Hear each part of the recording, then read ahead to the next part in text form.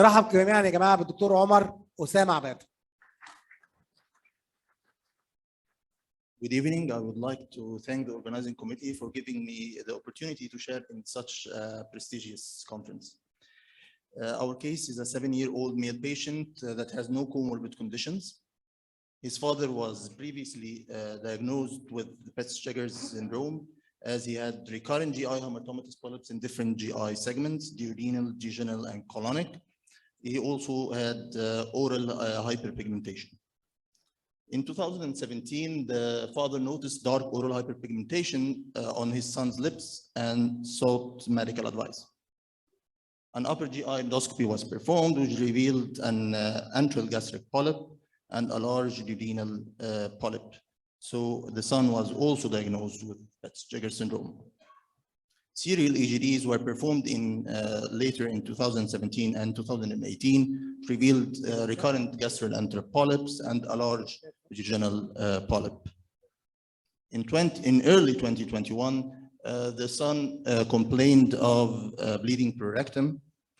So in light of his previous history of recurrent gastric polyps, an upper GI endoscopy was performed first, which revealed a pedunculated polyp at the gastric body that was clipped.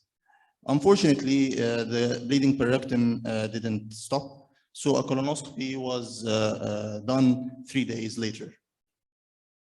The colonoscopy, a full range colonoscopy was performed. There was no polyps seen inside. Unexpectedly, we saw this lesion found in the video on the left-hand side. We can see a venous lesion, a vascular lesion.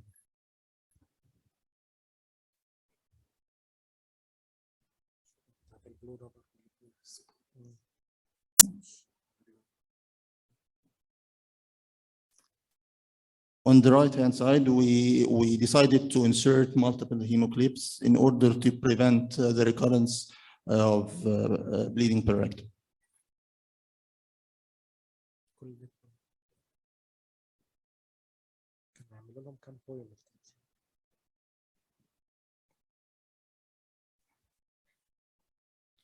A follow-up colonoscopy was performed almost after a year.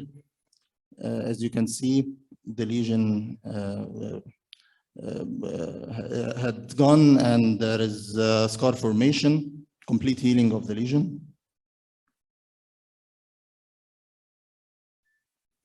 Characteristically, the Pets-Jaggers syndrome usually manifests with pigmented mucocutaneous macules and multiple hematomatous GI polyps that may lead to multiple complications such as intussusception, occlusion of the lumen, abdominal pain caused by infarction, anemia from acute or chronic bleeding. Also, it increases the risk of malignancy for both GI and extraintestinal cancers. Up to our knowledge, we did not find any association between Pets-Jaggers syndrome and vascular anomalies, except in a single case report in 2018, where Pets-Jaggers syndrome was associated with pulmonary AV malformation. Accordingly, we report in this case for the first time the association of Pets-Jaggers syndrome, an intestinal vascular anomaly causing lower GI bleeding that was managed successfully by clipping. Thank you.